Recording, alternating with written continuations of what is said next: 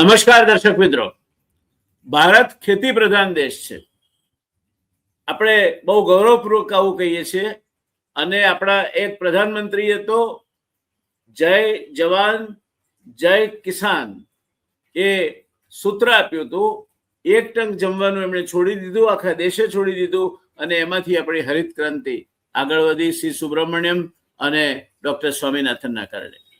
દોસ્તો, આજે એ ખેતી ક્યાં આવીને ઊભી છે? શું આજનો ખેડૂત એની જમીનોના ટુકડા થઈને નાના નાના ખેતરો થતા ચાલ્યા છે? એમાંથી પૂરતું પેટીઓ રળી શકે છે? શું એને મજૂરીના દર પોસાય છે? શું ખાતર અને ડીઝલની તંગી અને એના ભાવ ખેડૂત જોઈએ તેટલા વેઠી શકે તેમ છે? ખેડૂતને એના બાળ બચ્ચાને ભણાવવા મજૂરી પૂરતી આપવી પોતાના મજૂરોને, એ માટે પૂરતી આવક થાય છે? શું સહકારી ક્ષેત્રમાં ચાલતી સંસ્થાઓ જે ખેડૂતના પાસેથી શેરડી કે દૂધ જેવો કાચો માલ લે છે એ હવે સહકારી ધોરણે સ્વાયત્ત રીતે ચાલે છે કે એનું પણ સરકારીકરણ થયું છે? ઘણા પ્રશ્નો છે દોસ્તો ખેતીને લગતા. અને ખેતી છે એ આ દેશનો આત્મા છે. ખેતી છે તો ગામડું છે, 60% વસ્તી છે, 50% કરતા વધારે સીધી આડકતરી રોજગારી છે, ગામડાનું મોટું બજાર છે જે આ દેશમાં ઉત્પન્ન થતા માલ સામાનનો લગભગ અડધો અડધ કરતા વધારે ખરીદે છે. અને આ દેશમાં ઉત્પાદન માટે જે કાચો માલ જોઈએ, પછી શેરડી હોય, બટાકા હોય, મકાઈ હોય, કેળા હોય, એ આ ખેતી પૂરી પાડે છે. એવી ખેતી આજે ક્યાં જઈને ઊભી છે? જઈશું આજે આપણે છેક બારડોલી તાલુકામાં એક નાનકડા ગામમાં મહેશભાઈ પટેલ પાસે. એક ખેડૂત છે, 2 દીકરા છે, એક અમેરિકા છે, એક મિકેનિકલ એન્જિનિયર છે. મહેશભાઈ હવે નિવૃત્ત જીવન ગાળે છે, 70ના દાયકામાં છે, નિવૃત્ત જીવન ગાળે છે, પણ ખેડૂત તરીકેનો એમનો આત્મા અને એમનો જોમ જીવન છે. તો દર્શક મિત્રો, આજે સીધા જઈએ છે એક એવા વ્યક્તિ પાસે કે જે જન્મથી અત્યાર સુધી ખેતી જીવ્યો છે, ખેતી શ્વસ્યો છે, ખેતી પીધી છે, ખેતી ખાધી છે અને એ ખેતીના કારણે એણે દેશને જીવાડવામાં પણ મોટો ભાગ ભજવ્યો છે. મળીએ મહેશભાઈને.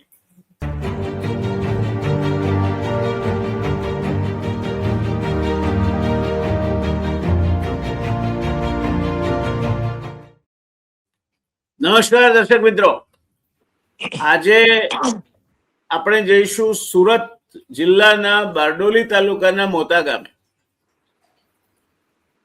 ખેડૂત મિત્ર મહેશભાઈ પટેલને મળીશું. મહેશભાઈ હવે થોડા નિવૃત્ત જીવન તરફ જઈ રહ્યા છે, પણ આટલો વખત એક ખેડૂત તરીકે જ એમણે કામ કર્યું છે. એમના એક દીકરા અમેરિકા રહે છે, બીજા દીકરા છે મિકેનિકલ એન્જિનિયર છે, એ અહીંયા સેટલ થયા છે. અને આ બંને દીકરા બરાબર વેલ સેટ થઈ ગયા છે. એટલે થોડીક મહેશભાઈની મુશ્કેલીઓ માત્ર ખેતી ઉપર નપતા ખેડૂતના જેવી નહીં હોય, પણ એમની જાણકારી, એમણે આખી જિંદગી ખેતી સાથે ગાળી છે. અત્યારે પણ એમનો વિસ્તાર શેરડી પકવે છે, શેરડીની ખેતી સાથે જોડાયેલા છે. પહેલા ડાંગર પણ થતી હતી. તો ખેતીનો એમને અનુભવ છે, ખેડૂત તરીકે વાત કરી શકે તેમ છે. તો લાગ્યું કે આજે આપણે ચાલો દક્ષિણ ગુજરાતમાં લતાર મારી આવીએ. અને મહેશભાઈને અમે પકડી પાડ્યા. આ આપણા સ્ક્રીન પર આપ જોઈ શકો છો. નમસ્કાર મહેશભાઈ, આવકાર. નમસ્કાર સાહેબ. નમસ્કાર ઓડિયન્સને પણ નમસ્કાર. જી ધન્યવાદ. આપે અમારી સાથે કાર્યક્રમમાં જોડાવા માટે મંજૂરી આપી એ માટે આપનો આભાર. અમારા દર્શક મિત્રોને મહેશભાઈ અમે રોજ રાત્રે 9 વાગે મળીએ છીએ. અને જે સાંપ્રત પ્રશ્નો હોય, મોંઘવારી હોય, બેરોજગારી હોય, ખેતીને લગતા પ્રશ્નો હોય, કોઈ બીજા આ ક્રૂડ ઓઇલની કે આ ઈરાન અમેરિકા યુદ્ધને કારણે ઊભા થતા પ્રશ્નો હોય, એની ચર્ચા અમે જનસામાન્ય સામે મૂકીએ છીએ. અને મારી ચેનલ એ રીતે એક ચોક્કસ વર્ગમાં જોવાય છે. મારા 51,000 જેટલા સબસ્ક્રાઈબર્સ છે અને સારું એવું અમારો વ્યુઅરશિપ છે ને, જેને સમાજમાં એક ક્વોલિટી ઓડિયન્સ કહેવાય તેવું ઓડિયન્સ અમારી ચેનલ ધરાવે છે. તો મહેશભાઈ, આપ ખેડૂત છો, તો એક ટૂંકાણમાં ખેડૂત આજથી 40 વર્ષ પહેલા જે હતો અને ખેડૂત આજે છે, એમાં શું ફરક પડ્યો છે? 40 વર્ષ પહેલા સાહેબ ખેડૂત જે હતો એને પોષણક્ષમ ભાવો મળી રહેતા હતા અને આટલી મોંઘવારી નહીં હતી સાહેબ. ખાતર ઇઝી અવેલેબલ હતા અને મોંઘવારી આટલી નહીં હતી. એટલે ખેડૂત પોતાનું પરિવારનું વ્યવસ્થિત સંચાલન જવાબદારી કરી શકતા હતા. હવે આજે જે છે બિલકુલ આ શેરડીનો પાક એવું છે કે 2 પાક માટે 3 વર્ષ ખર્ચવા પડે જી. અને રોપણ અને લાંબનો ડિફરન્સ 50% થઈ જાય છે. અને શેરડીનું ઉત્પાદન દિવસે દિવસે ઘટતું ચાલ્યું. અમારે તો 59 થી શેરડી થાય છે. એની અંદર ખાસ તો એ છે કે ખેતી દરેક રીતે મોંઘી છે સાહેબ. અને પોષણક્ષમ ભાવની બાબતમાં વારંવાર ગવર્મેન્ટની સામે અને દરેક સત્તાધીશોની સામે રજૂઆત કરી, પણ રજૂઆત બહેરા કાને અઠડાઈને પાછી આવે છે. પરિવારમાં બાળકો શિક્ષિત હોય પણ શિક્ષણને માટે શિક્ષણ હોય એટલું મોંઘું છે કે ખેડૂતને પોતાના બાળકોને આગળ મોકલવા માટે બી અઘરું થઈ ગયું છે. બીજું કે એ ખેતી પર જ નપતા પરિવારને માટે આરોગ્યના બી બહુ પ્રશ્ન છે, કારણ કે આરોગ્યના ખર્ચા પણ પોસાય એમ નથી સાહેબ. એટલે ખેડૂત બધી રીતે દુઃખી છે. અને અત્યારે જે બધા પ્રશ્નો ચાલે છે એમાં પાવર ગ્રીડના, હાઈ ટેન્શન લાઇનના પોલ એ એકદમ દાદાગીરીથી અને પોલીસ દમનથી ખેતરોના કબજા કરીને એ હાઈ ટેન્શન લાઇનના થાંભલા નાખવામાં આવે છે. હવે એક બાજુ પોષણક્ષમ ભાવ નથી મળતા, બીજી બાજુ ધારો કે 5-6 વીઘાનો ખેડૂત હોય અને એના પરિવારમાં ઉચ્ચ શિક્ષણ મેળવે એવા બાળકો હોય તો એ એવું વિચારે કે ભાઈ હવે ખેતી પરવડે એમ નથી, તો આપણે જમીન આ વેચીને પોતાના બાળકોનું ભાવિ સુધારી અને બાળકોને સારી જગ્યાએ ભણવા મોકલીએ. પણ એ જમીનમાં પોલ આવી જાય હાઈ ટેન્શન લાઇનના, એટલે જમીનની કિંમત ડાઉન થઈ ગઈ. એટલે ખેડૂત નથી જમીન વેચીને પોતાના પરિવારને સારું ઉચ્ચ શિક્ષણ આપી શકતો કે આરોગ્યની સારી સેવા આપી શકતો, અને નથી પોષણક્ષમ ભાવ મળતા. એટલે બધી રીતે દુઃખી છે, પણ કોઈ સાંભળવા વાળું નથી. હલો. એ ખર્ચો, હા મહેશભાઈ, હું એવું કહેતો હતો કે આપના એક દીકરાને અમેરિકા મોકલ્યા, બીજા મિકેનિકલ એન્જિનિયર છે, તો આપ કહો છો કે ખર્ચા વધતા જાય છે, આવક ઘટતી જાય છે, તો આપે આપના બંને દીકરાઓને ભણાવ્યા, તો એ કોઈ બીજી આડ આવક કે ખેતી સિવાયની આવક પણ આપ બીજું કામ કરીને ઊભી કરી કે આ ખેતીમાંથી જ તમે જે કંઈ કમાયા એમાંથી પૈસો બચાવીને બાળકોને ભણાવવા માટે વાપર્યો? કઈ રીતે આપે બાળકોને આટલું ઉચ્ચ શિક્ષણ આપ્યું? મેં સાહેબ છે ને લોન લઈને, વ્યાજ ભરીને, અને પહેલા મારી પાસે જમીન વધારે હતી અને શરૂઆતમાં વર્ષોમાં ઉત્પાદન આવતું હતું, એટલે બચત કરીને મેં ઘરના પોતાના પરિવારમાં થોડું કરકસર કરીને છોકરાઓને ભણાવ્યા. જી, બહુ સારું કર્યું, ખૂબ સરસ. તો હવે આપ કહો છો કે આ પોલ આવે છે ટ્રાન્સમિશન લાઇનના, તો એનું વળતર પૂરતું મળતું નથી કે આપ કહો છો દાદાગીરી કરીને પોલીસ વાળા ઘૂસી જાય છે, પોલીસને લઈને કંપની વાળાઓ ઘૂસી જાય છે, તો શું પ્રશ્ન શું છે ખરેખર?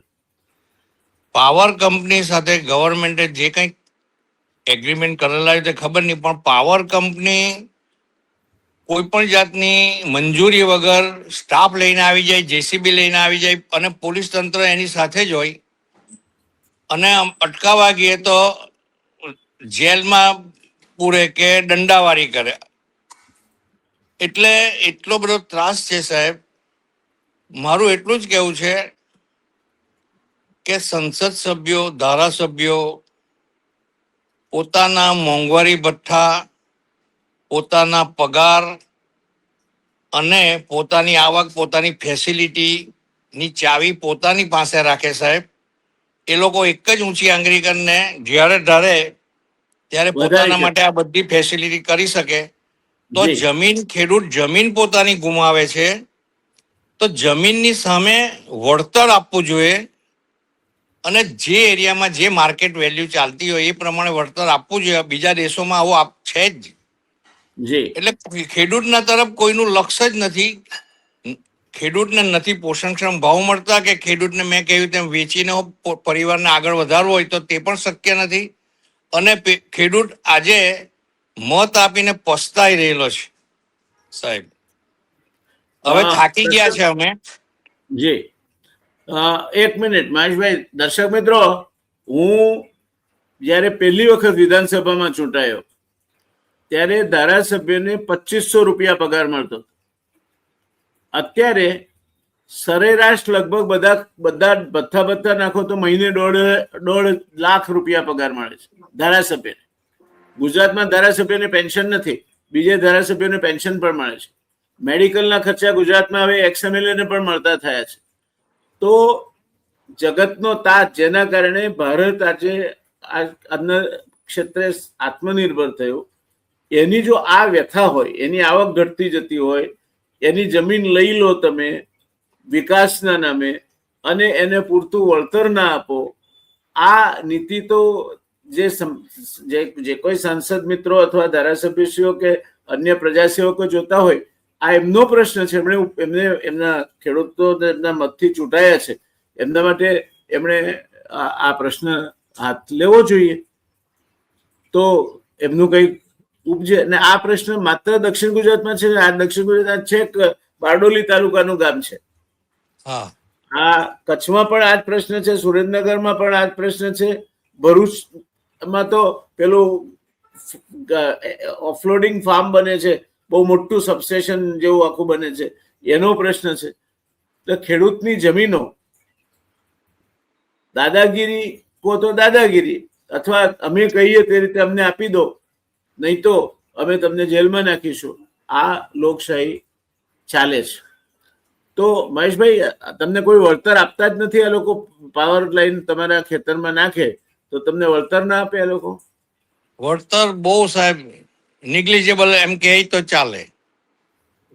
કેટલું આપે? અમરતા મારા ગામના એક ખેતરની વાત કરું, હલધરુ મોટા રોડ ઉપર, બિચારાનું રોડ ઉપર રોડ ટચ 6 વીઘાનું ખેતર છે. એમાં સાહેબ વચ્ચોવચ્ચ હાઈ ટેન્શન લાઈનનો 1 વીંગુની જગ્યા રોકે એટલો થાંભલો આવેલો છે. હવે તમે કલ્પના કરો, એ જમીન એ કોણ ખરીદે? સરકારે સાથે બેસીને, એકચ્યુઅલી સરકારે પાવર કંપની અને ખેડૂતોની મધ્યસ્થતા કરીને, સરકારે બધું જ વિચારીને ખેડૂતની પરિસ્થિતિ જોઈને વળતર નક્કી કરવું જોઈએ. એની જગ્યાએ સાહેબ દંડા મારે એટલે હદ થઈ ગઈ ને. આ ઠેર ઠેર આ પ્રશ્ન છે. હા, પ્રશ્ન તો કચ્છથી શરૂ કરીને બધે છે, ઠેર ઠેર સાહેબ. બીજું કે જે જગ્યાએ ઇરિગેશન કૂવાથી મોટરથી થાય છે, તો ત્યાં સાહેબ 8 કલાક પાવર આપો તમે. હવે ખેડૂતને તમે એમ એક બાજુ એમ બતાવો કે ભાઈ સરપ્લસ ઇલેક્ટ્રિસિટી અમે બીજા રાજ્યોમાં આપીએ, તો પછી તમે પોતાના ખેડૂતને તમે 24 કલાક વીજળી કેમ નથી આપતા? ઇન્ડસ્ટ્રીને તમે 24 કલાક આપો છો, તો ખેડૂત કેવી રીતના ઇરિગેશન કરી શકે? શું કારણ છે એનું? હોર્સ પાવર દીઠ આપે છે એટલા માટે નહીં આપતા હોય? શું કારણ છે એનું? ના, આ નક્કી જ 8 કલાક આપે અને એમાં ટ્રિપિંગ થાય એટલે પાછું ખેડૂતે. એટલે આ બધા there are so many question સાહેબ. ખેડૂત થાકી ગયો છે. અને એક શેરડીનો એક પાક એટલે શેરડીના 3 વર્ષમાં 2 પાક થાય. તો તમે એની આવક ગણો ને, વાર્ષિક આવક તો કઈ મળતું જ નથી સાહેબ. બીજું, સહકારી સંસ્થામાં મેન્ડેટથી આવેલા સત્તાધીશો, જે એમાં ખેડૂતોનો પણ વાંક છે કે સમય જાય વગર વોટિંગ કરીને ગમે તેની પેનલને બેસાડી જાય. તો સુગર ફેક્ટરીઓમાં પણ સત્તાધીશ પાર્ટીના જે પ્રતિનિધિઓ બેસે છે એ લોકો કોઈ દિવસ ખેડૂતના પ્રશ્નોની વાચા આપતા જ નથી રાજકીય પ્રતિનિધિઓ આપતા, તો અમારે ક્યાં જવું? અને તમે મારો એટલે સાહેબ હદ થઈ ગઈ, દંડા મારો, ગમે તેમ ઘસડો, જેલમાં પૂરી દેવો, દાદાગીરી કરો.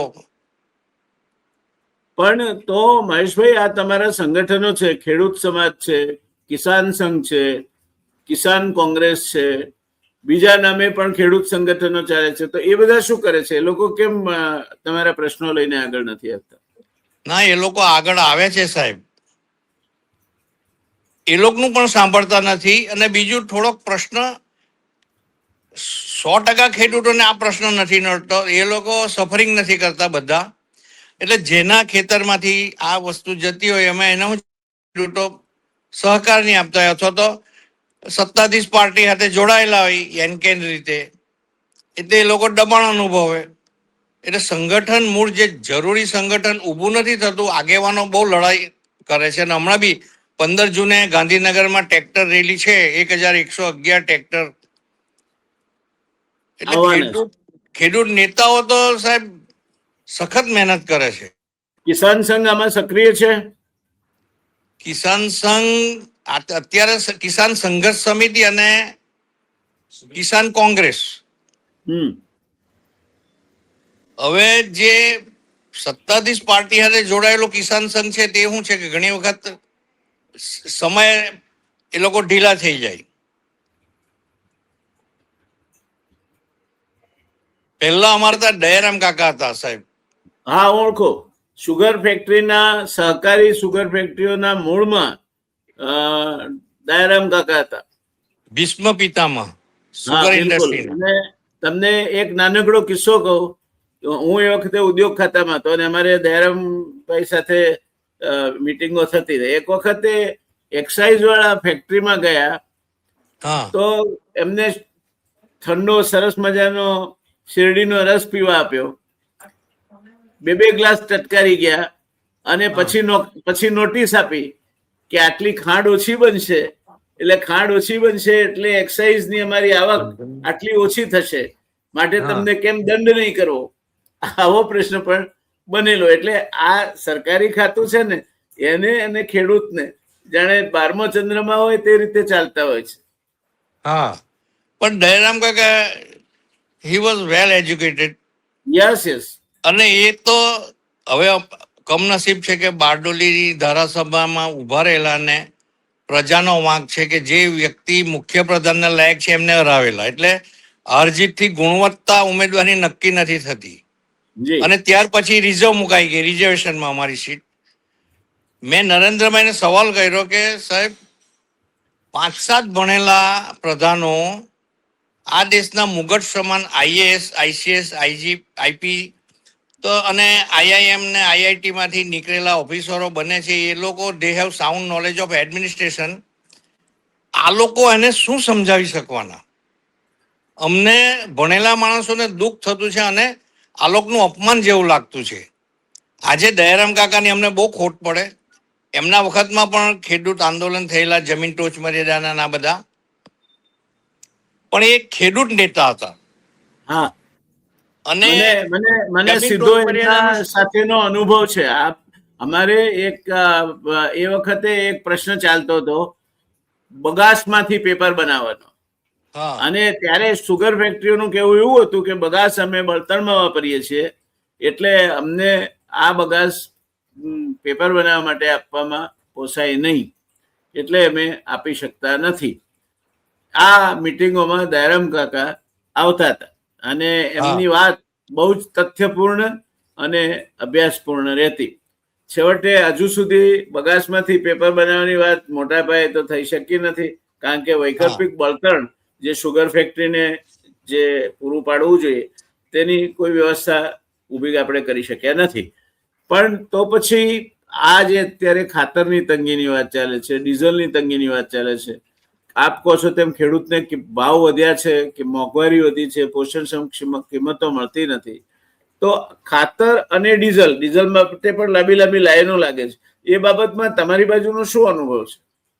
સેમ સાહેબ, ડીઝલ સમયે નહીં મળે, ખાતર નહીં મળે, લાઈન લાગે, અને એમાં હો પેલું આપણે રેશનિંગ કહીએ ને તેવું થઈ ગયું, રિસ્ટ્રિક્શન. એટલે આને કેવી રીતના ખેતી કરવી એ જ અમને ખબર પડતી નથી. એમ બીજું કે મેં મોદી સાહેબને સવાલ પૂછેલો કે હું બીજા આખા હિન્દુસ્તાનના પાકની તો હું તમને વાત નહીં કરું, પણ શેરડીની વાત કરું. 1 થી 10 વર્ષમાં શેરડીનો ભાવ લગભગ સેમ 100, 150, 200 રૂપિયાનો ફેર પડે. તેની સામે ખાતરના ભાવની તપાસ તમે કરી છે? બીજું કે તમે એમ કહેલું કે ભાઈ 2022માં ખેડૂતની આવક ડબલ થશે, તો એની તપાસ તમે કરી? ખેડૂતની આવક ડબલ થઈ? કારણ કે અમે અકરાઈ ગયા એટલે પછી આ સવાલ પૂછવા પડે સાહેબ. ના, તમારી વાત સાચી છે. તમે કઈ સવાલ કોઈ નરેન્દ્રભાઈને મૂંઝવવા માટે નથી પૂછતા આપણે, પણ તમારી મુશ્કેલી છે એ આપણે એવું માનીએ છીએ કે ભાઈ એમના ધ્યાને મૂકીએ તો કદાચ એમાંથી કંઈક ઉકેલ નીકળે. પણ સરકારમાંથી કઈ ઉકેલ મળતો હોય એવું લાગે છે તમને? ના, કોઈ પણ બાબતમાં સરકાર અમારી સાથે નથી એવો અમને અનુભવ થઈ ગયો છે. પણ દબાણવશ કોઈ બોલવા નથી કરતું સાહેબ. બધા કઈ મહેશભાઈ નથી કે ઓડિયો મૂકીને પોતાની વેદના જણાવે. જી, આ તો સમગ્ર ખેડૂતની વેદના હું જણાવું છું સાહેબ. એમ આપણે તો કુદરતે આપ કોઈ આક્ષેપબાજી તો કરતા જ નથી. આપ જે વાત કરો છો તે સામાન્ય વાત કરો છો, જે ખેડૂતોને લગતી છે, ને એ કરવાનો તો મને લાગે છે કે આપણને સૌને અધિકાર છે. આપણે આક્ષેપબાજી તો કરી જ નથી, હા, પણ ખાલી વેદના વ્યક્ત કરી છે. જી જી. તો આ બધાનું ડીઝલ ને ખાતરની શું પરિસ્થિતિ છે? યુરિયાની આ વખતે આ વર્ષે કઈ 70 લાખ ટન જેટલી ખોટ પડવાની છે, કારણ કે મસ્કટ થી આપણે ત્યાં ઓમાન થી યુરિયા મોટા ભાગે આવતું હતું. એ આ હોર્મુઝના કારણે નહીં આવે. એલએનજી યુરિયા બનાવવા માટે વપરાય, એની આવક પર પણ અસર થશે. એટલે યુરિયા લગભગ 71 લાખ ટન ઓછું મળશે આપણને. તો વિકલ્પે શું? એનો વિકલ્પ શું? હવે એનો વિકલ્પ તો અત્યારે તો ખરેખર અત્યારે યુરિયાની જરૂર, બીજા ફર્ટિલાઇઝરની એટલી જરૂર નથી અત્યારે. બિલકુલ, અત્યારે યુરિયાની જરૂર છે. સાચી વાત. હવે એના માટે એ લોકો લિક્વિડ કે નાઇટ્રોજન આપે છે, પણ એ તો બહુ મોંઘું પડે. Nano urea. હા, નેનો યુરિયા લિક્વિડ આવે છે ને, હા, એટલે એ ઓલ્ટરનેટમાં નહીં ગણાય, કારણ કે મોંઘું પડે. પણ અત્યારે ખરેખર યુરિયાની જરૂર છે એમને. એના શેરડીના ગ્રોથ માટે અત્યારે હવે છે ને, ધીમે ધીમે વરસાદની સિઝન આવે એટલે બીજા ફોસ્ફરસ ને સલ્ફરયુક્ત ખાતરો બંધ થઈ જાય. હવે ખાલી યુરિયા અથવા તો સલ્ફેટ. હવે બધા જ ખાતર મોંઘા થઈ ગયેલા. સલ્ફેટમાં નાઇટ્રોજન એટલું આવતું નથી એટલે પોસાય નહીં, અને સલ્ફેટ જમીન બગાડે, કડક કરે. આવા બધા પ્રશ્નો છે. અને બીજું કે હવે આનો ઉપાય તો સરકાર પાસે જ છે. We are helpless already. એટલે અને ડીઝલની પરિસ્થિતિ શું છે? સેમ મળે ડીઝલ, તદ્દન મળતું નથી એવું નથી. ડીઝલ મળે છે, પણ લાઈનો લાગે, સમય નહીં મળે એવું છે. એટલે સરવાળે જે આપણે ચર્ચા કરીએ છીએ એનું તારણ એવું નીકળે છે કે ખેડૂતને ખેતી દિવસે દિવસે પરવડતી નથી, એ જાતની થતી જાય છે. અને એના કારણે ખેડૂત ખેતીથી દૂર જઈ રહ્યો છે, જમીનો વેચી રહ્યો છે. તો પછી આ દેશની જે આપણે હરિયાળી ક્રાંતિ કરી, ખેતીના કારણે અત્યારે સીધા આડકતરા તમારે શેરડીમાં મજૂરો શેરડી કાપવા જોઈએ, વાવવા જોઈએ, મજૂરી મળે છે. સુગર ફેક્ટરીમાં મજૂરી મળે છે. તો સીધી આડકતરી રીતે 50% મજૂરી ખેતીમાંથી મળે છે. ખેતીની આવકના કારણે આપે જેમ કહ્યું તેમ બચત હતી તો તમે દીકરાઓને ભણાવ્યા, એમ બજાર ઊભું થાય છે. અને ખેતી કાચો માલ પણ કારખાનાને આપે. જેમ તમે શેરડી આપો છો તો આપણો દેશ ખાંડનું આટલું મોટું ઉત્પાદન કરી શકે છે. બટાકા પાકે છે આપણે ત્યાં, તો લેહ અને બાલાજી વેફર જેવી વેફર કંપનીઓ આપણને આપી શકે છે, કે મેકડોનાલ્ડની પેલી ફ્રેન્ચ ફ્રાઈઝ એના કારણે આપણે મેળવી શકીએ છીએ. મકાઈ પાકે છે તો સ્ટાર્ચ અને કોર્ન ઓઇલ બને છે. એટલે ખેતી 4 રીતે અસરકારક છે. એક, એ આપણી અનાજની ભૂખ પૂરી કરે છે, અન્ન સુરક્ષા આપે છે. બીજું, સીધી આડકતરી 50% રોજગારી આપે છે. ત્રીજું, બજાર માટે ખેતી આધારિત, એટલે તમારા બધા પાસે પૈસા આવે તો તમારા તાલુકાનું, ગામડાના બજારોમાં તેજી આવે, એટલે ખરીદ શક્તિ વધારે છે. અને ચોથું, ઉદ્યોગો માટે ક્રિટિકલ રો મટીરિયલ આપણને આપે છે. એટલે આ 4 મુદ્દે ખેતી, બીજા ઉદ્યોગ એક જ મુદ્દે કદાચ ફાળો આપતો હોય, ખેતી 4 મુદ્દે આ દેશની અર્થવ્યવસ્થામાં ફાળો આપે છે. તો ખેડૂતની આ સ્થિતિ સુધારવી હોય તો શું કરવું જોઈએ? એક તો પહેલા રો મટીરિયલ એટલે ફર્ટિલાઇઝર, ડીઝલ અને પેસ્ટિસાઇડ, આ બધું સસ્તું અને ઇઝી અવેલેબલ હોવું જોઈએ. બીજું કે ખેડૂતને પોષણક્ષમ ભાવ મળે તો મજૂરને પણ શાંતિથી, આનંદથી એ લોકો આપી શકે. કારણ કે મજૂર, લેબર છે તે અમારી સાથે જ જોડાયેલા છે. એટલે ખેતીના મજૂર અને સુગર ફેક્ટરીના મજૂર બધા ડિપેન્ડ તો ખેડૂત પર જ છે. અમારી પાસે પૈસા આવે તો અમે એમને ખુશીથી સારો રોજ આપી શકીએ. પણ વર્ષોથી સાહેબ, 10 વર્ષથી તમે જુઓ તો ભાવ જ નહીં વધે, એટલે કેવું? તો તમને લાગે છે કે આગળ જતા અત્યારે જે આપણે આટલું મોટું ખાંડનું ઉત્પાદન કરીએ છીએ, એ એક જમાનામાં ખાંડ રેશનિંગ માંથી વેચાતી હતી, તો આપણે એ જમાને તરફ પાછા જઈ રહ્યા છે એવું લાગે છે આપને? હા, તો આને શું સમજવું એમ. મોરારજી દેસાઈ સાહેબે એક વખત આ કરેલું, આપણા પેલા કાર્ડો ખોવાઈ ગયેલા. એટલે મહેશભાઈ, આપ વાત કહેતા હતા એ આગળ વધારીએ. આપ કહેતા હતા કે મોરારજીભાઈ ના સમયમાં લોકો રેશન કાર્ડ ભૂલી ગયા હતા, કારણ કે મોંઘવારી થઈ ગઈ હતી. ખાંડ 6 આને શેર મળે ને તેલ કઈ 2-2.5 રૂપિયે લીટર મળે ને, આવું બધી પરિસ્થિતિ હતી. એ જમાનો પાછો આવશે ખરો? સાહેબ, એ તો હવે દેશનું નસીબ અને પ્રજાનું નસીબ. બાકી મોરારજી દેસાઈ સાહેબ જયારે એવું કહી ગયેલા કે ભાઈ હવે આ દેશને ભગવાન બચાવે. સાચું, એ તો છે. એ ભગવાન, આપણે ઈશ્વર પર આધારિત છીએ બધા. પણ આનો ઉપાય શું? આ જો આપણે અનાજ અત્યારે, પહેલા આઝાદ થયા ત્યારે પહેલી પંચવર્ષીય યોજના વખતે 5 કરોડ ટન અનાજ પેદા કરતા હતા. અત્યારે 35 થી 40 કરોડ ટન અનાજ પેદા કરીએ છીએ, બધાને આપણે ખાવા પૂરતું આપીએ છીએ. ન કરે નારાયણ, અને જો અનાજ ઉત્પાદનમાં 10 કરોડ ટનની ઘટ આવે તો શું પરિસ્થિતિ થાય આ દેશની? તો પછી ઇથોપિયા જેવું થાય સાહેબ. કારણ કે ભૂખ મરો. જી. અને અનાજ તો સૌને જ, બધાને જ જોઈવાનું. આપણે એમ કહીએ કે આપણો દેશ ખેતી પ્રધાન દેશ છે સાહેબ. કુદરતે બધી રીતની જ, પાણીથી લઈને બધું જ આપણને આપેલું છે, ખોબે આપેલું છે. જી. આપણે સાચવી નથી શક્યા, એ આપણે જવાબદાર. હવે હું કોઈને જવાબદાર નથી ઠેરવતો, આપને ખ્યાલ આવી જાય તો હું શું કહેવા માંગુ છું એમ. ના, હું સમજી શક્યો. પણ મનહરભાઈ, બીજો પણ, મહેશભાઈ, બીજો પણ એક પ્રશ્ન છે કે ખેડૂતોમાં જેમ ભાઈએ ભાગ પડતા ગયા તેમ ખેતર નાના નાના થતા ગયા, ટુકડા થતા ગયા જમીનોના. એની શું અસર લાંબા ગાળે આપ જોઈ રહ્યા છો? હા, એટલે ખેતીના ટુકડા થાય એટલે આવક દરેકના ભાગ ઓછી જાય ઇન્ડિવિજ્યુઅલ.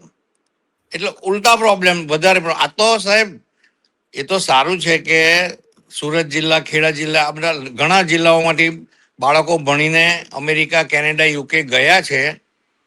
મારું માનવું છે કે એ લોકો પોતાના પરિવારને માટે 40% લોકોને તો સારા મધ્યમ કક્ષાની રીતે જીવે એ રીતના એ લોકો પૈસા મોકલે, એના પર ચાલે. 60% જે અહીંયા છે, જેની પાસે ફક્ત ખેતી જ છે, જેની કોઈ બીજી આવક નથી અને પોતે એટલા શિક્ષિત નથી, તો એ લોકોને માટે તો બહુ કફોડી હાલત છે. એક બાજુ કુદરત ઘણીવાર અનરાધાર વર્ષે, ઘણીવાર દુકાળ પડી જાય, અનસર્ટેન. બીજી બાજુ સરકાર કોઈ લાંબા ગાળાની ખેતી વિષયક નીતિ બનાવતી નથી અને ખેડૂતોને હાસ્યામાં મુકાઈ ગયેલા છે. મને એવું લાગે છે હંમેશા સાહેબ આંદોલન કરીને જ આપણે આપણા અધિકાર કે હક મેળવવાના. આ કેવું સંચાલન સાહેબ? સાચી વાત છે. એ આંદોલન શેના માટે કરવું જોઈએ? પણ મહેશભાઈ, એક બીજો નાનો આડ પ્રશ્ન આની સાથે લઈ લઉં તો સરકાર હવે એવું કહે છે, પ્રધાનમંત્રીશ્રીએ પણ કહ્યું છે કે ખેડૂતોએ હવે નૈસર્ગિક ખેતી તરફ જવું જોઈએ. તો એવું થાય તો શું થાય? હવે અત્યારે સાહેબ નૈસર્ગિક ખેતી એટલે આપણે સેન્દ્રિય લીલો પડવાશ કે આ બધું કરીને આપણે ખેતી કરીએ. હવે અત્યારે ઢીંઢણનું નામ તમે સાંભળ્યું હશે. ઢીંઢણના ક્વિન્ટલના 13,500 રૂપિયા છે અને ખાંડના 3200 થી 3500 વચ્ચે આવે. તો મેં સવાલ પૂછેલો કે ભાઈ અમારે ઢીંઢણ બનાવવી કે પછી શેરડી બનાવવી? હવે લીલો પડવાશ એવું છે કે કોઈ વ્યક્તિનું શરીર માંદું થઈ ગયું હોય તો એનો રોગ નીકળતા તંદુરસ્તી મેળવતા વાર લાગે. એટલે હવે અત્યારે એકદમ તમે લીલા પડવાશ તરફ વળો તો પેલી જમીનને એના ઢળમાં ઢળવા માટે વાર લાગે ને એ શું છે કે એનો પાક ધીમે ધીમે આગળ વધે. લીલો પડવાશ જરૂરી છે. મોદી સાહેબે જે કહ્યું એ ખરેખર પ્રાકૃતિક ખેતીની જ જરૂર છે. પણ હવે ટેવાયેલા નથી ને તેમાં પાછું ખેતી તમે કહ્યું તેમ ટુકડા થતા ચાલ્યા અને તેમાં પાછું આ highway, national highway, bullet train અને પાછું આ હાઈ ટેન્શન લાઈનો કરવું કેવી રીતે સાહેબ? લીલો પડવાશ વાળી અગત્યની વાત છે, જરૂરી છે સાહેબ એ વાત. પણ નૈસર્ગિક એનાથી આપણી ખેતી જમીનનું કરવા આયુષ્ય વધે જઈએ, એ પણ આપણે સ્વીકારીએ. હા, નૈસર્ગિક ખેતી કરવા જઈએ મહેશભાઈ આપણે, તો ઉતાર ઓછો આવે. આપણે કહ્યું તેમ તો અત્યારે આપણે 40 કરોડ ટન અનાજ પેદા કરીએ છીએ, એ ઘટીને 15-20 કરોડ ટન અનાજ થઈ જાય તો શું સ્થિતિ થાય આ દેશની? નહીં, એટલે નૈસર્ગિક ખેતીથી એક વસ્તુ થાય કે આપણી જમીન સચવાયેલી રહે, એનું આયુષ્ય વધે, ફળદ્રુપતા વધે. પણ તાત્કાલિક આજથી આપણે નૈસર્ગિક ખેતી કરવા માંડીએ તો આજે ને આજે વર્ષ 2 વર્ષમાં કઈ એટલો પાક નહીં મળે આપણને. ધીમે ધીમે ગ્રોથ થાય. પણ બધો ટોટલ ઇન્ટુડી ટૂંક આધાર છે પોષણક્ષમ ભાવનો. આપણે બધું જ કરી શકીએ. એને માટે હવે મજૂરી પણ વધી ગઈ, કારણ કે મજૂરને પણ પોસાવવું જોઈએ ને આ મોંઘવારી. જી, શેરડી કાપના મજૂરને પણ પોસાતું નથી. એ તો મહારાષ્ટ્રમાંથી આવે છે અને ખાંડના કારખાનાઓને કારણે એ લોકોના બળદ અને મજૂરો એ લોકોના પરિવારોને રોજીરોટી મળે સાહેબ. વધારામાં બીજો પ્રશ્ન શેરડીમાં અમારે બળવાનો છે. હવે આકસ્મિક બળે ઘણીવાર કોઈ દેખાઈમાં બાળે કે ઘણી વખત તો સંસ્થાઓ આવે તો છેલ્લે તો જાતે જ એમ કહી દે કે ભાઈ બાળો. એટલે મેં એ લોકોને સૂચન કરેલું કે ભાઈ જે તમે મજૂર જો છે એ મજૂરને તમે સલાહ આપો, એ લોકોને જણાવો કે તમે સારી શેરડી લાવશો સુગરમાં તો અમે ઇન્સેન્ટિવ આપશું. અને જે ખેડૂત પાછળની શેરડી આપે છે, પાછળની શેરડીનું રિકવરી વધારે આવે, પણ એ ખેડૂત છેલ્લે સુધી સાચવે 15 મહિના 16 મહિના, તો એને ઇન્સેન્ટિવ વધારે આપો તો એને શું છે કે પ્રેરણા મળે કે ભાઈ ચાલો, પ્રોત્સાહન. પણ ખબર નહીં એટલું બધું ઇન્સેન્ટિવને કંઈ મળતું નથી અને પેલા પછી ખેડૂત અકરાઈ જાય. એટલે આ બધી પરિસ્થિતિ એવી છે કે, અને હવે ઇન્ડસ્ટ્રી આવી ગઈ એટલે મજૂર મળવા પણ એ છે એમ મુશ્કેલ છે. આપણે મજૂરની પરિસ્થિતિ પણ જેમ આપણા છોકરાઓ અમેરિકા ગઈને ભણીને એ લોકો પ્રગતિ કરે તેમ મજૂરની પણ પ્રગતિ થવી જોઈએ.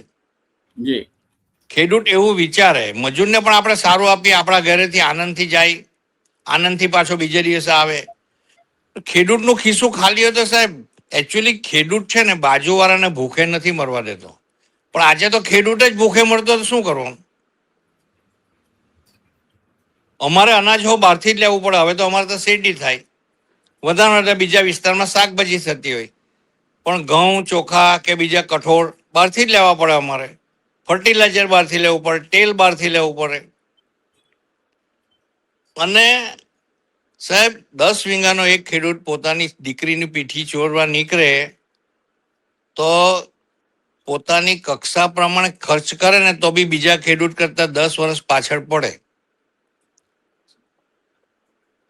હજુ દહેજ પ્રથા તો બંધ છે આપણે ત્યાં ગુજરાતમાં, બાકી બીજા રાજ્યોમાં તો આપણને વિચાર આવે કમ આવે. હવે આ બધી વસ્તુ એવી છે કે આપણે કોને કહેવું.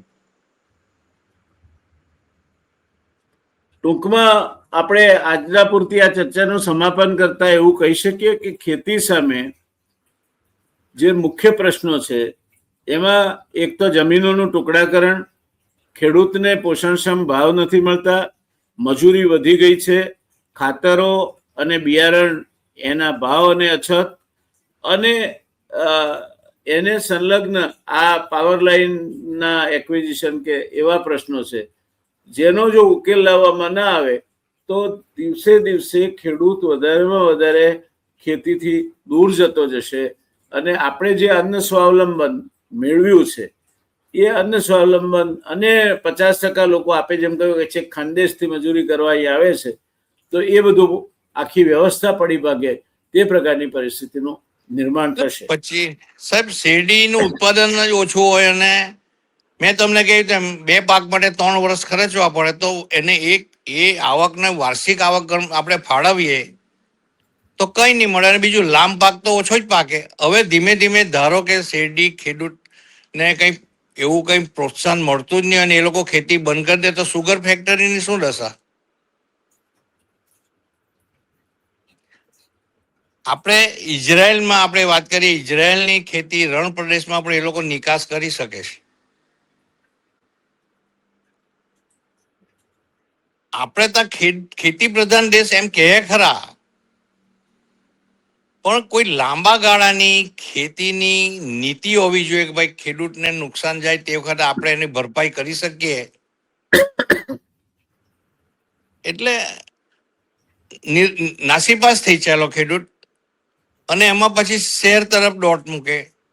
હવે શહેરમાં જવા માટે બી પોતે શિક્ષિત હોય તો જ શહેરમાં પણ ચાલે, અને બીજા દેશમાં જવું હોય તો પણ આજે વિઝાની બહુ માથાજીક છે, અને હવે એટલા ખર્ચા પણ બહુ થઈ ગયા કે કેવી રીતના. એટલે આ બધી મેં તમને હૃદયની વેદના બધી જણાવી. બહુ જ જે જમીનની હકીકત છે એની વાત સંપૂર્ણ વાસ્તવિકતા સાથે રહીને કરી. મહેશભાઈ, ખૂબ ખૂબ આભાર. અમારા દર્શક મિત્રોને પણ આપની વાત ચોક્કસ ગમશે, એમાં કોઈ શંકા નથી. અને આપણે પાછા આ ગોષ્ઠી કરતા રહીશું, કારણ કે આ દેશમાં જો ખેતી નહીં હોય, ખેડૂત નહીં હોય તો આ દેશનું કોઈ જ ભવિષ્ય નથી, એવું એક અર્થશાસ્ત્રના વિદ્યાર્થી તરીકે હું સ્પષ્ટ રીતે માનું છું. સોનું કે ઘરેણા કે હીરા મોતી તો ખાઈ નથી શકવાના સાહેબ. ના. બીજી એક વાત, ડિસેમ્બરમાં સહકારી સંસ્થાની મુદત પતી ગયેલી બોર્ડ ઓફ ડાયરેક્ટર્સની એનકેન પ્રકારે ઇલેક્શન લંબાયા કરે સાહેબ. મારું તમે તો વિદ્વાન વ્યક્તિ છો, આપણે રેવન્યુ બાબતમાં ધારો કે કોઈ આપણને પાવર ઓફ એટર્ની આપી હોય અને આજે એની મુદત પતી જતી હોય અને કાલે આપણે ઓફિસર આગળ રજૂ કરીએ તો સ્વીકારે? તો આ લોકોની બોર્ડ ઓફ ડાયરેક્ટર્સની મુદત આજે લગભગ ઘણી સંસ્થાઓની ડિસેમ્બરમાં પતી ગયેલી. દરેક સંસ્થા કંઈ ને કંઈ ઇલેક્શન લંબાવવા માટે, ઇલેક્શન અટકાવવા માટે, પોતાની પોઝિશન સારી નહીં હોય તો એનકેન પ્રકારે સહકારી સંસ્થાને કોર્ટમાં ઢસડી જાય તો અત્યારે નીતિ વિષયક નિર્ણય આ લોકો કેવી રીતના લઈ શકાય સાહેબ, જ્યારે મુદત પતી જતી હોય તો અમારો આ પણ પ્રશ્ન છે. મહેશભાઈ, સહકારમાં સરકાર ઘૂસી ગઈ છે અને આપણે એને ઘૂસી જવા દીધી છે. સહકાર ક્ષેત્રનો મતલબ જ હતો, જ્યારે સરદાર સાહેબે આણંદ ખેડામાં દૂધ મંડળી સ્થાપવા માટે નું આયોજન કરવા મોરારજીભાઈને મોકલ્યા અને એમણે પહેલી મીટિંગ કરી અને ત્રિભુવનદાસ પટેલને એમણે પસંદ કર્યા કે તમે ખેડા જિલ્લા દૂધ ઉત્પાદક સંઘના પ્રમુખ બનો, અને હા. એમને કુરિયન મળી ગયા. ત્યારે એનો મૂળ પાયામાં જ એ સિદ્ધાંત હતો કે સહકારથી કામ થાય, સરકાર ના જોઈએ આમાં. હવે એના બદલે સરકાર ઘૂસી ગઈ છે અને સરકારને લગતા બધા જ દૂષણો એની સાથે ઘૂસી ગયા છે. કારણ કે સહકારી મંડળીઓ હોય, સહકારી સંસ્થાઓ હોય, એની ચૂંટણીમાં પણ મેન્ડેટ અપાય છે હવે. હા, એટલે એ રાજકીય થઈ ગઈ છે. એટલે સહકારી ક્ષેત્રનું પણ આપણે એ આખો ચર્ચા ફરી કરીશું, પણ સહકારી ક્ષેત્રનું પણ સરકારીકરણ થઈને સત્યાનાશ નીકળ્યું છે. ખેડૂતની પાસે પોતાનું હાથવગું હથિયાર હતું, એ હથિયાર પણ એની પાસે આજે નથી. રાજકીય જે લોકો છે એ લોકો નક્કી કરે છે. તો મહેશભાઈ આપણે વાત કરતા રહીશું. સાહેબ આપણે 1 મિનિટ, પેલા વિજયભાઈ જાવંડિયા આપને યાદ કરતા હતા, મહારાષ્ટ્ર વાળા. અચ્છા, ગુડ ગુડ. મારી સાથે વાત થઈ આજે અડધો પોણો કલાક. એ તો વાત કરે છે ઘણી વાર. વિજયભાઈ મારી યાદ આપજો અને મને પણ ફોન કરે એમ કેજો. Thank you. હા, હું કેવા જી, થેન્ક યુ. આપનો ખૂબ ખૂબ આભાર. બહુ સમય આપ્યો મને તમે. નહીં, આપે બહુ સરસ જવાબો સરસ આપ્યા, મજા આવી. Thank you. Okay, thank you very much. Thank you. આવજો. Thank you.